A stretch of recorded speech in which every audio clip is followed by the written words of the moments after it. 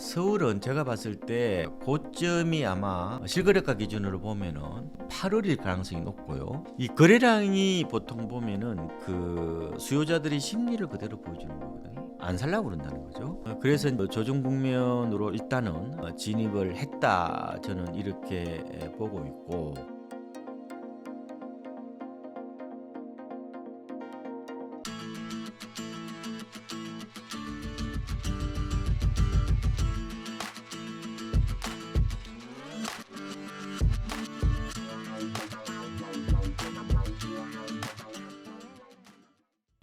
안녕하세요. 인터뷰 진행을 맡은 카프카입니다.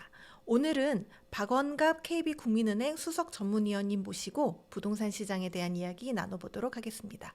위원님 안녕하세요. 네, 반갑습니다. 네. 이렇게 초빙해 주셔서 감사드리고요. 아침에 이렇게 강남역 쪽으로 이렇게 걸어오는데 굉장히 오늘따라 날씨가 상쾌한 늦가을 날씨인 것 같습니다. 네, 오늘 이렇게 어려운 걸음 해주셔서 너무 감사드립니다. 네. 요즘 한국 부동산의 가장 큰 변화나 이슈는 무엇이 있을까요? 제 생각에는 두 가지 키워드로 말씀을 드리면은 정광석화, 그다음에 초양극화라는 두 가지 키워드로 말씀을 드릴 수가 있겠는데요. 포노사피엔스라고 그러거든요. 스마트폰이 이제 세상을 지배하는 어떤 현상, 혹은 스마트폰이 이제 삶의 표준이 되는 그런 세상에서는 모든 게 빨라요. 그러니까 이러다 보니까 생각보다 빨리 떨어지고 생각보다 또 빨리 반등이 오는 것. 그래서 마치 부동산 시장이 원래 이제 좀 둔탁하거든요. 이게 네. 무겁잖아요, 이게. 그런데도 불구하고 최근에 이제 정보가 워낙 빨리 전달되고 또 그게 또 모든 사람들이 다 같이 접하다 보니까 이 집단 사고라고 그러거든요. 그러니까 그룹 싱킹이라고 그래서 생각이 좀 비슷하고 또 무리지어서 움직이려는 경향, 군집 행동, 허딩 비헤이브 같은 이런 것들이 특징인데, 이러다 보니까 시장이 갑자기 확 바뀝니다. 네. 마치 그 바닷속에 있는 그 정어리떼 같은 거 보셨나요? 이렇게 네. 고등어떼 같이 조금만 자극을 줘도 확 방향을 틀어버리죠. 그런 어떤 현상들이 과거에 비해서 좀 심하게 나타난다는 거예요. 저는 이런 생각도 해봤는데, 이 100km로 달리는 코끼리떼예요. 네. 코끼리가 덩치가 크잖아요. 네. 부동산도 덩치가 크죠. 서울에 아파트가 지금 10여기나 하잖아요. 네. 그게 같이 달려가는데 속도가 거의 100km 달린다. 그래서 좀 약간 시장을 분석하기에 애로가 있죠. 이러다 보니까 이런 얘기도 하는 거예요. 분석하는 순간 구버전이 된다. 이런 얘기를 할 정도로 굉장히 빨리 움직이는, 마치 주식화되는 어떤 그런 모습도 있는 것 같고요. 두 번째로는 이제 더 그레이트 디바이드라고 그러는데, 이 초양극화의 서막 같은 느낌이 좀 들었어요. 최근에 반포의 그 국민주택 규모, 흔히 말하면 33평짜리 아파트가 60억을 네. 넘었잖아요. 그게 벽에 건발라도 다 못 바를 텐데, 그게 일종의 소득의 양극화가 결국은 자산의 양극화로 이어지는 신호탄, 이렇게 저는 보고 싶고요. 그래서 아마도 이 인구 감소 시대의 두드러진 특징 중에 하나가 양극화예요. 특정 지역, 인프라가 잘 갖춰져 있는 지역으로 사람들이 모이는 거죠. 그래서 이제 도시 자체가 이렇게 외연으로 확장하기보다는 이렇게 뾰족하게 마치 타워처럼 그런 양상으로 이제 이어진다는 건데, 이렇게 되면은 우리가 이제 부동산 시장에서 어떻게 보면 차별화, 온도 차이 이런 게 굉장히 클 겁니다. 그래서 특정 지역만 가지고 부동산 시장을 얘기하기는 좀 어려워요. 옛날에는 이 동조화 현상이 강했거든요. 네. 하다못해 강남이 오르면은 강북이 오르고 수도권이 오르고 지방도 오르는 이런 모습들이 나타났단 말이에요. 이게 물결효과라고 보통 얘기를 하는데, 그런 것들이 이제 물결이 끊기는 그런 어떻게 보면 굉장히 심한 어떤 격차 현상들이 좀 두드러진 게 아닌가, 이런 생각들을 좀 해보고 있습니다. 네. 지금 말씀하신 것처럼 올 여름까지만 해도 뜨거웠던 부동산 시장이 최근에 가격도 그렇고 거래량도 그렇고 굉장히 급냉하는 모습을 보여주고 있는데요. 실제 현장 분위기도 그러한가요? 그렇죠. 사실상 지금 2024년 4분기는 2023년, 말하자면 작년 4분기와 거의 데자뷰 같아요. 이게 이제 복사판 뭐 그 정도는 아니지만 질 들레저가 얘기하는 뭐 차이의 반복은 하는데 약간 차이는 있습니다. 근데 전반적으로 패턴이 좀 비슷한 측면이 있다 이렇게 보고요. 다만 서울 수도권 기준으로 보면은 지난해 4분기만큼 급격한 조정은 오지는 않을 것 같고 저는 약간 완만한 조정이 시작됐다 이렇게 저는 말씀을 드리는데요. 그러면 무슨 근거로 그러면 조정이 됐다고 얘기를 하느냐? 그러면은 이게 시장 흐름을 내다보는 선행 지표들이 이제 몇 가지가 있는데요. 일반적으로 거래량도 보기도 하고 또 그 랜드마크 아파트의 뭐 시세 흐름, 그다음에 이제 한국부동산원에 있는 아파트 실거래가 잠정 지수 이거를 좀 저는 눈여겨 보는 편인데 이게 가장 빠른 것 같아요. 근데 이제 9월 실거래가 잠정 지수가 나왔거든요. 이게 언제 나왔냐면은 10월 15일 오후 5시에 나왔죠. 이미 보름 가까이 지났는데 이게 그 서울이 그 전달 대비해서 마이너스 0.47%예요. 그다음에 인천이 마이너스 0.08, 그다음에 경기도도 0.04 정도예요. 근데 경기도하고 인천은 약 보합이 미미하잖아요. 그죠? 이거는 방향성을 틀 수 있어요. 근데 서울이 지금 마이너스 0.47이라면은 요거는 좀 방향성을 조금 틀기는 어렵지 않을까 이렇게 보고 있고, 물론 결과치는 11월 15일 가보면 알겠죠.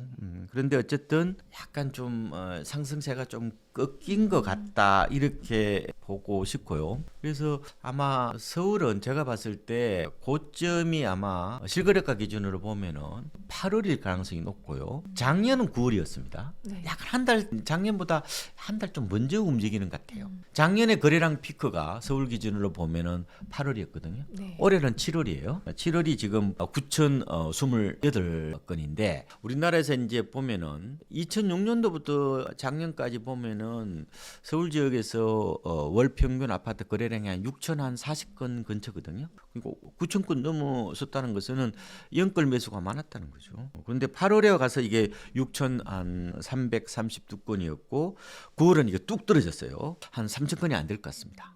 그러니까 이제 우리가 7월 거래량의 3분의 1 토막이라고 보면 되는데 이 거래량이 보통 보면은 그 수요자들이 심리를 그대로 보여주는 거거든요. 안 살려고 그런다는 거죠. 그래서 조정 국면으로 일단은 진입을 했다 저는 이렇게 보고 있고, 그러면은 제가 작년하고 어떻게 보면은 약간 데자뷰나 아니면은 뭐 어게인 2023년 이런 얘기를 하는데 약간은 온도차는 있을 수 있다고 말씀을 드린 이유는 일단 비슷한 점을 보면은 거래량하고 가격이 거의 뭐 한 달 차이로 지금 약간 꺾이는 거는 비슷하다 이렇게 볼 수가 있고요. 그런데 뭐가 또 비슷하냐면은 대출 규제가 좀 비슷해요. 작년 이제 9월 말에 특례 보금자리론 일반형 판매가 중단됐고 또 50년 만기 모기지도 이제 없어졌죠. 그거하고 이제 9월에 뭐 스트레스 2단계 비슷하잖아요. 대출 규제를 한다는 것은 시장에 어떻게 보면은 유동성, 그러니까 뭐 이게 못 들어가게 물기를 막아버리는 거하고 비슷한 거예요.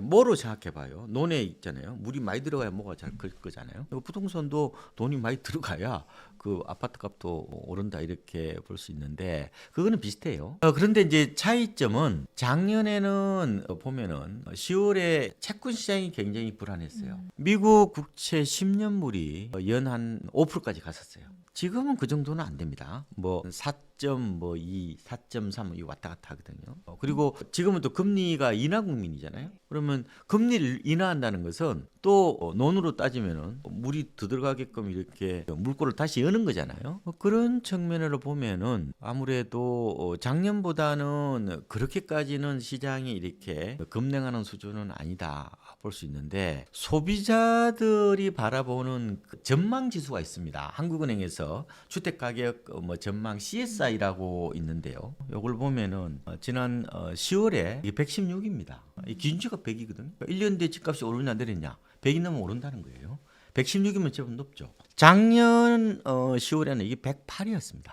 그리고 연말에 가니까 이게 100 이하로 뚝 떨어졌다 이렇게 보시면 되고, 또 하나 변수를 본다면은 공급 절벽에 대한 불안이 작년보다 올해가 좀 센 것 같아요. 그래서 이제 요약을 드리면은 작년과 굉장히 유사하게 닮아간다. 조정 국면이 시작됐다. 그래서 가격이 단기간에 이제 등을 하다가 그래도 많이 터지다가 이제 거래가 안 되는 소강 국면으로 접어들었는데 분명히 이 가격은 좀 빠질 것 같다. 그런데 작년만큼은 안 빠질 것 같다. 작년에 서울 아파트가 1월부터 9월까지 13% 올랐거든요. 올해는 지금 1월부터 8월까지 8% 올랐습니다. 근데 작년은 그래서 10월부터 한 3개월 동안 연말까지 한 3%가 빠졌거든요. 13% 올랐다가 한 3% 빠지면서 전체적으로 작년에 한 10% 정도 올랐는데 올해는 지금 제가 8월까지 8% 올랐다고 그러잖아요. 네. 아마 요 선에서 약간 머무를 가능성이 좀 있을 것 같아요. 약간 플러스 마이너스 1, 2 정도 저는 보고 있습니다. 어쨌든 간에 작년에 비해서 조정폭이 좀 약하게 보는 것은 일단은 소비자들이 어떤 주택가격 전망에서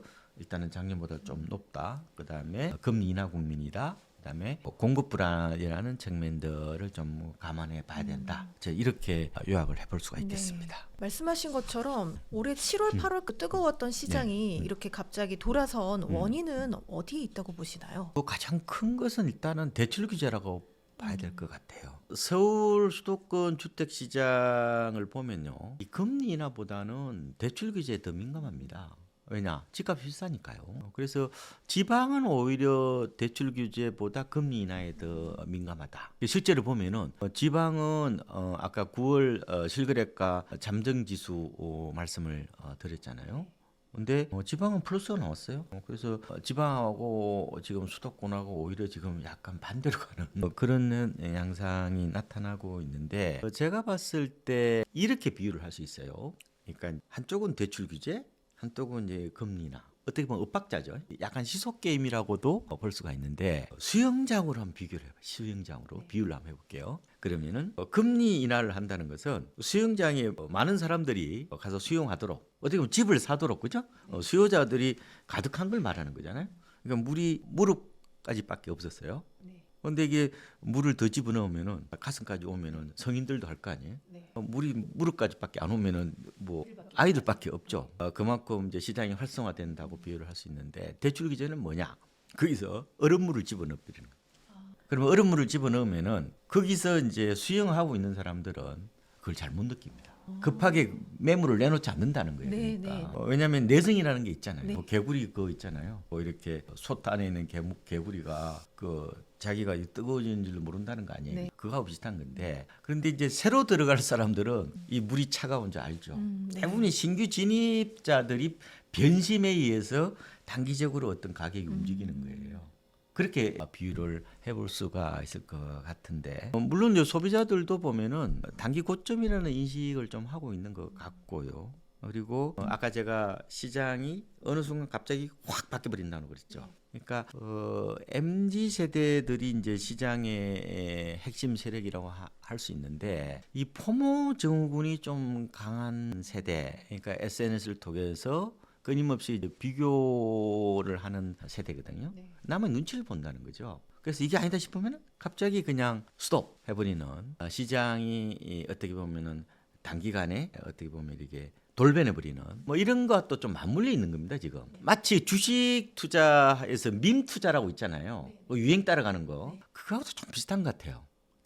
지금 부동산 시장의 아까 특징을 제가 말씀을 드렸는데 하나의 어떤 그런 어떻게 보면 쏠림 현상이 좀 두드러져서 조금 어지럽다고 해야 되나? 그런 모습들도 강하지 않느냐. 그러니까 막 이렇게 그러니까 자기가 그냥 혼자 뛰는 게 아니라 옆 사람하고 같이 눈치를 보면서 이렇게 뛰는 거예요. 옆에 안 뛰어? 그럼 나도 안 뛰어야지. 그러니까 그런 어떤 현상들이 유난히 강한 작년도 그랬거든요. 작년도 7, 8월에 확 몰렸다가 또 이게 뚝 끊기고 어떻게 보면 이게 시장이 이 선행적으로 움직이는 게 아니라 굉장히 비선행적이고 연속적인 게 아니라 굉장히 비연속적으로 울퉁불퉁 이렇게 좀 정신을 못 차릴 정도로 한마디로 아파트가 제 생각에는 주식화돼서 그런 것 같아요. 그러니까 마치 아파트가 굉장히 표준화되고 규격화돼 있다 보니까 금융상품 사고 팔듯이 하는 어떤 그런 현상들도 약간 시장을 좀 어느 순간 이게 좀 이해하기 어려운 냉탕과 온탕이 좀 반복하는 어떤 그런 특성이 있지 않느냐 이렇게도 보고 있습니다. 그렇다면 강남이나 목동, 음. 마용성 같은 핵심 지역의 집값 흐름은 어떤 모습을 보이고 있나요? 뭐 전처럼과 뭐 같지가 않은 거죠. 다만 이제 부분적으로 조금은 차이는 생길 수는 있다 이렇게 보죠. 지금 서울에서 주택 시장의 가장 큰 흐름은 바로 30대 후반, 40대 초반 저는 젊은 엄마들의 반란이라고 얘기를 하는데요. 그러니까 주로 상급지 갈아타기 수요가 지금 폭발하고 있는 거거든요.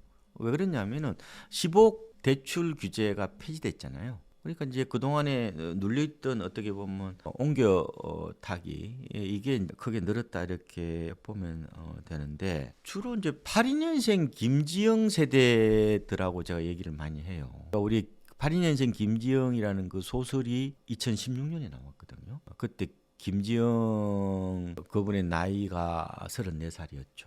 지금 42이에요. 그러면 그 사이 어떻게 됐겠어요? 아기를 이제 가졌겠죠. 그러면은 애가 아마 한 5살이나 6살 정도 됐을 거예요. 근데 원래 서울 외곽에 24평 아파트에 살았어요. 근데 그 사이에 돈이 모였을 거 아니에요? 근데 그때처럼 갭 투자를 하겠어요? 2016년만 하더라도 서울의 아파트 전세가 비율이 그해 6월에 75.1%가 되었습니다. 그러니까 내 집을 1억짜리면은 2,500만이면 산다는 거죠. 지금은 53%, 54%밖에 안 돼요. 그러니까 내가 돈도 모였고 그때처럼 살지도 않을 거면서 집을 장만하기도 투자하기도 좀 그렇고 그렇잖아요. 그래서 지금은 정주 공간으로서 내 집을 장만하려는 수요가 좀 많다 이렇게 보시면 될 것 같고 그래서 당연히 목동이나 마용성이나 강남 이런 쪽으로 사람들이 이동할 거잖아요. 네. 최근에 서울에서 실거래가 기준으로 가장 많이 오른 데가 성동구하고 광진구예요. 강남이 아니라. 성동구가 어디예요? 주로 금호동이나 옥수동 쪽에 신축이나 준신축들이 있잖아요. 그다음에 강남이나 뭐 도심 접근성도 좋은 거. 맞벌이하기 딱 좋잖아요. 광진구는 거기가 이제 학군이 좋잖아요. 옛날에는 목동하고 이 맞짱을 떴는데 목동이 재건축 이슈가 있는 바람에 그쪽이 약간 좀 밀렸죠. 약간 지금도 보니까 용적률이 좀 높아서 재건축은 좀 기대가 좀 떨어지고 있긴 하지만 그래도 워낙 그 상대적으로 좀 싸잖아요. 그러다 보니까 그쪽으로 이동하다 하니까 이제 가격이 올라가는 뭐 그런 구조라고 보시면 될 것 같고 근데 이제 지금 서울 집값을 보면은 약간 외곽이 먼저 조정을 받는 구조예요. 오르기도 않았고 좀 빠질 때도 먼저 빠졌는데 이게 이제 그 옛날에서 얘기한 이 계란 후라이 이론하고 저수지론이라는 게 있어요. 이게 저수지론은 뭐예요? 이게 저수지가 물 빠질 때 중심부보다 가장자리가 네. 먼저 빠지잖아요. 뭐 그거하고도 또 맞물려 있고 계란 후라이론이라고 계란을 이제 이렇게 해 먹으려고 이렇게 후라이팬에 이제 톡 까가지고 이렇게 놔두면 어떻게 돼요? 가운데 노란 자 있죠. 흰자가 먼저 있죠.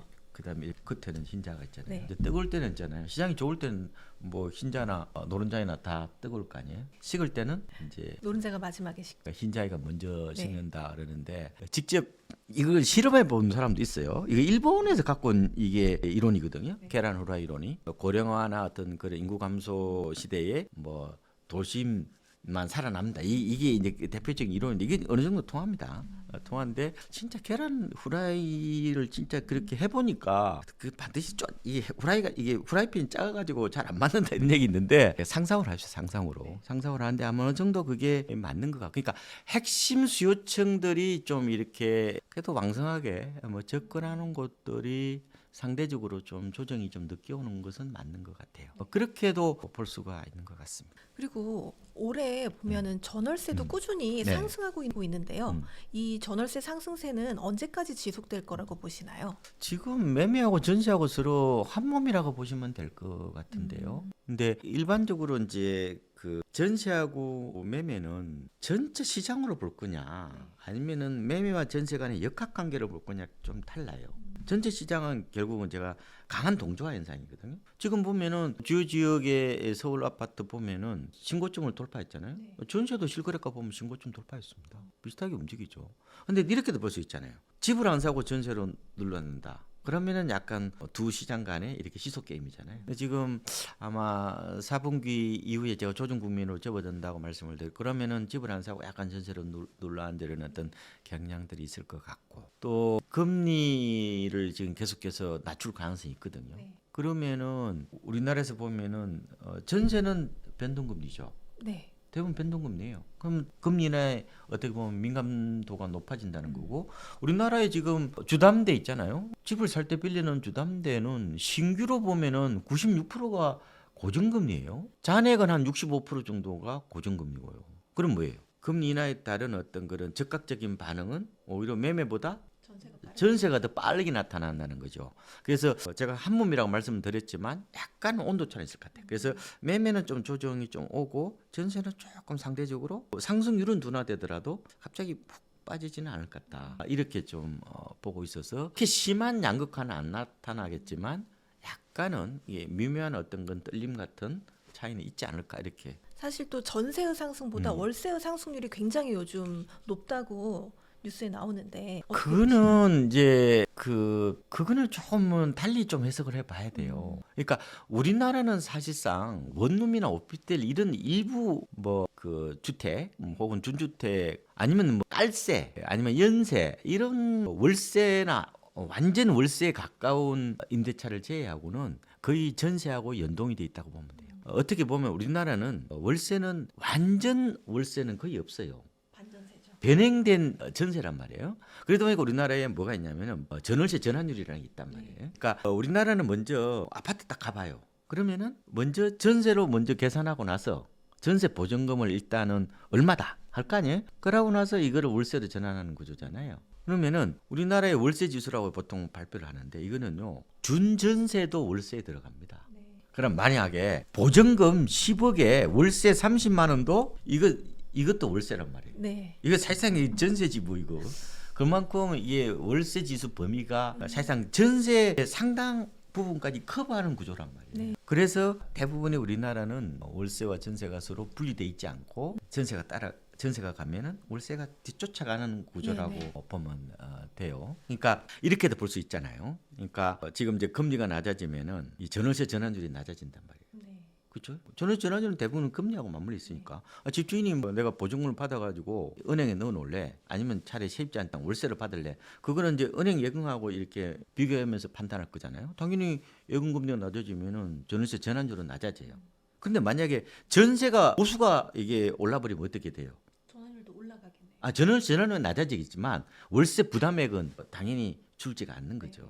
그래서 우리나라는 그 외국의 월세하고는 좀 다른 구조라고 보시면 되고 대체적으로 월세가 금리의 상당 부분이 좀 연동돼 있긴 하지만 그죠? 가장 더 무서운 거는 결국은 전세다. 전세에 따라서 굉장히 종속적인 어떤 그런 임대차 구조라고 보시면 될 것 같고 그게 전세가 올랐기 때문에 월세도 좀 따라 올랐다. 다만 최근에 이제 금리가 좀 기준금리가 낮아지긴 했지만 그래도 지금 기준금리가 3.25잖아요. 그래서 여전히 금리가 높기 때문에 아마 월세도 좀 높은 수준이다. 이렇게 보시면 될 것 같습니다. 내년에 네. 금리가 뭐 인하될 거라고 많은 분들이 기대를 하고 계시는데 네. 또 반면에 스트레스 3단계 시행처럼 또 대출 규제도 더 심화될 거라고 예상되기 때문에 내년 부동산 시장을 참 예측하기가 어려운데요. 이 두 가지가 부동산 시장에 어떤 영향을 줄까요? 그렇죠. 두 가지 서로 상반된 신호라고 볼 수가 있잖아요.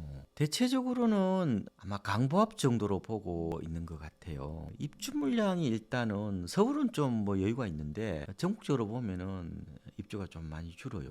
그런 공급 불안에 대한 우려도 있고 그리고 지금 기준금리를 대체적으로 한 2번, 좀 많으면 3번까지 좀 낮출 거다 이런 기대들이 있습니다. 지금 이제 기준금리가 3.25잖아요. 지금 기준금리가 3.25잖아요. 근데 이게 아마 2.75 혹은 한 2.5 정도까지 이제 낮아질 거로 보죠. 그러면은 대출 규제를 조금은 뭐 뛰어넘는 유동성 공급이 될 수 있지 않겠느냐. 아마 이렇게 예상을 하는 쪽도 있고 그런데 저는 큰 뭐 상승 탄력은 강하지는 않을 것 같아요. 왜냐면은 이미 많이 회복을 했기 때문에 작년에 제가 서울이 10% 올랐다고 말씀을 드렸고 올해 8월까지 벌써 8% 벌써 18% 올랐잖아요. 그래서 고점이 2021년 10월인데 그때 대비해서 서울이 한 90% 정도 회복했어요. 물론 신고가 갱신한 것도 있긴 하지만 실거래가 지수로 보면 90%까지 회복을 했기 때문에 그렇게까지 세게 아마 이게 치고 올라가는 그런 상승 내지는 강하지 않다고 이렇게 보고 있고 그래서 약간 출렁출렁할 수 있어요. 그래서 좀 시장이 막 갑자기 달아오르고 그럴 때는 조금은 발을 빼는 게 좀 좋을 것 같고 너무 급하게 이렇게 대시 안 하는 게 좀 좋지 않을까 이렇게 보고요. 다만 지금 여러분들이 시장을 바라보실 때 너무 담론에 빠지시면 안 돼요. 뭐 이런 게 있잖아요. 가장 곤란한 질문이 뭐냐면은 이게 일시적 상승입니까? 뭐 추세적 상승입니까? 그 말장난이잖아요. 그 말장난. 그게 뭐 어떻게 알아 그거를 알 수 있어요? 어렵죠. 아, 전문가들이 뭘 알아? 전문가들이 뭐 다 알아요? 전문가들 중에서 강남에 집인 사람이 어디 있어요? 없어요. 너무 그렇게 연연하시면 안 된다고. 그러니까 그 핵심은 이게 지금 이렇게 보시면 돼요. 아까 이제 고점 대비 서울이 한 10% 정도 낮다고 그랬잖아요. 그러니까 점차적으로 출렁거리면서 이렇게 회복되어 가는 과정이죠. 그런 측면으로서 보시면 되지. 이게 너무 막 이렇게 직선적 사고 이런 것들은 좀 위험합니다. 왔다 갔다 출렁출렁 거리면서 이렇게 고점으로 올라가는 거지. 그래서 항상 이게 너무 타이밍 재지 말고 제가 자꾸 이제 가격 메리트 보고 판단하라고 하는 이유도 그런 측면이 있는 거거든요.